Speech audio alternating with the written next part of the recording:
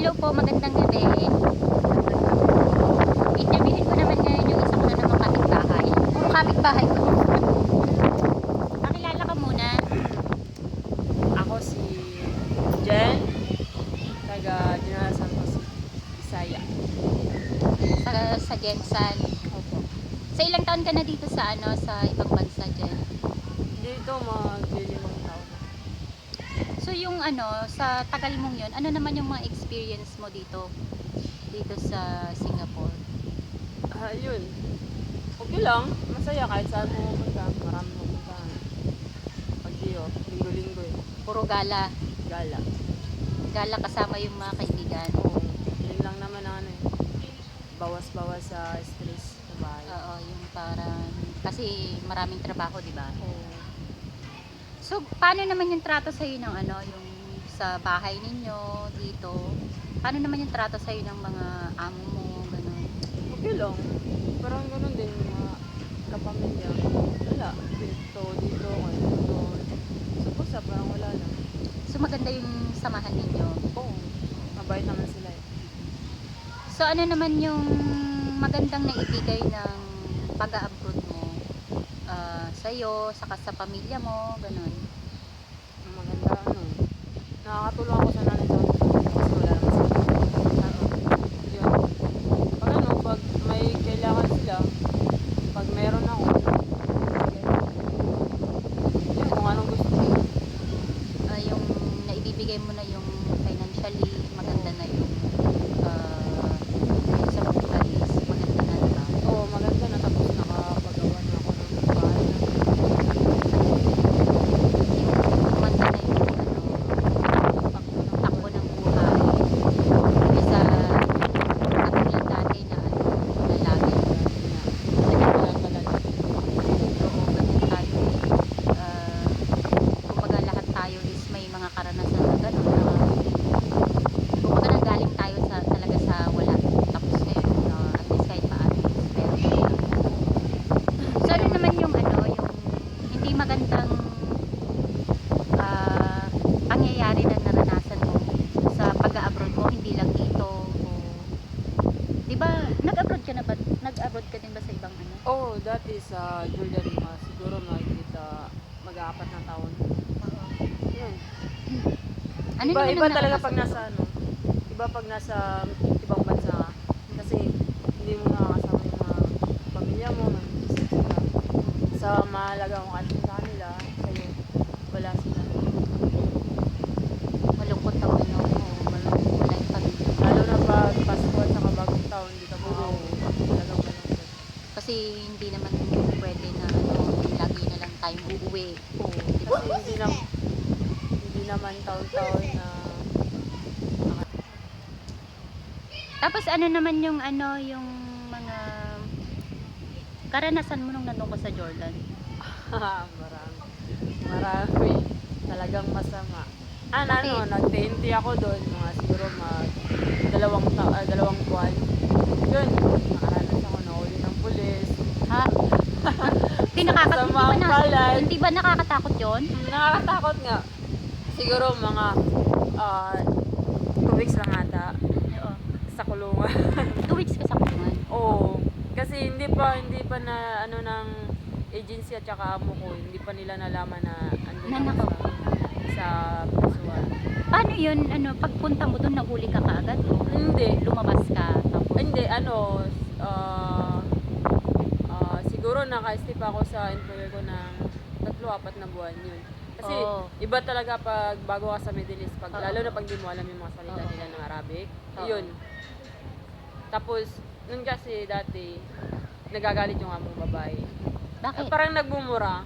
Tapos hindi mo naman alam na ikaw yung minumura, ikaw yung pinapagalitan kasi minsan nag-aaway sila ng pamilya nila tapos sa'yo nakaharap, di syempre mag-iiba yung mo, mag-iiba yung oo. akala mo ikaw yung pinapagalitan, ikaw yung inaano.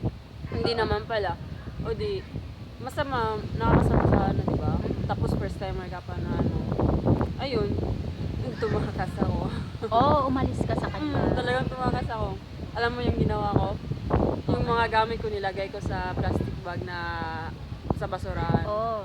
Nilagay ko Tapos? sa na sa labas. Oh, parang basura siya, Oo. ganon. Tapos timing talaga na inano ko na wala sila. Mhm. Yun, lumabas ako. Nag-ano ako ng taxi. Mabuti na lang may nakilala ako na kaibigan galing sa agency din. Mhm. Runaway din sila. Oh, Oo. yun. Yun. Run away. Oo, kasi maraming runaway sa Jordan doon Oo, dati. oo. Ayun. Tapos, Doon, nag-ano kami ng apartment. oh, so nagsama-sama kayo. Nagsama-sama kami, marami kami. Pero paano mo naman sila nakita? Nakilala mo lang sila? Isa lang nung yung umalis nakilala ka? ko. Ah, so Sa nakilala mo na agency siya. ko. Ayun. Tapos, nung nahuli kami, kasi may sinundo kami. Hating gabi na mga alas 12. Hindi naman namin alam na yung... May pulis. Hindi, yung taxi na sinakyan namin. Dadalhin Parang, kayo.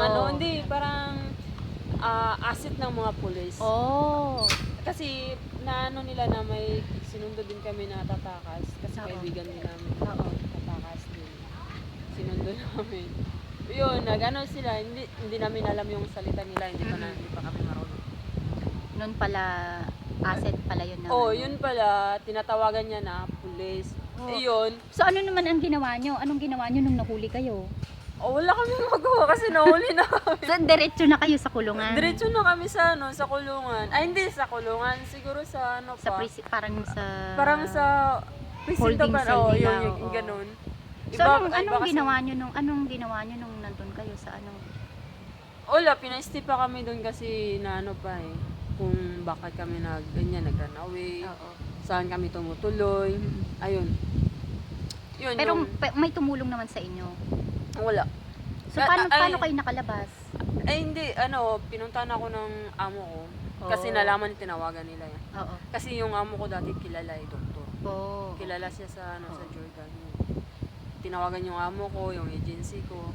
Ayun, pumunta sila sa Bisuan. Doon sa police station. No, sa police station. Tinanong kung saan kami tumutuloy. Oo. Wala akong magawa, tinuro ko na lang kasi kailangan nila passport ko. Oo. Kasi pag di ko binigay yung passport ko, hindi ako makauwi. Oo. Ayun.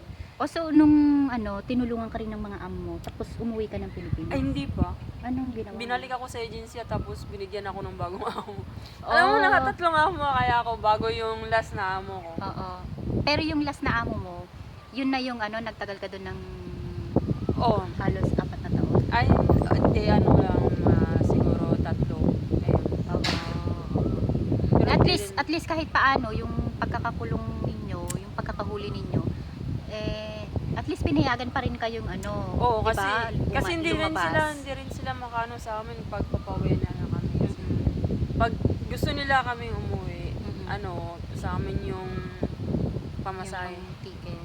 Oo. Mahal, 'di ba? Oo, Syempre wala pa rin kayong sahod kasi bago pa lang kayo. doon. Kasi 10K din galing na.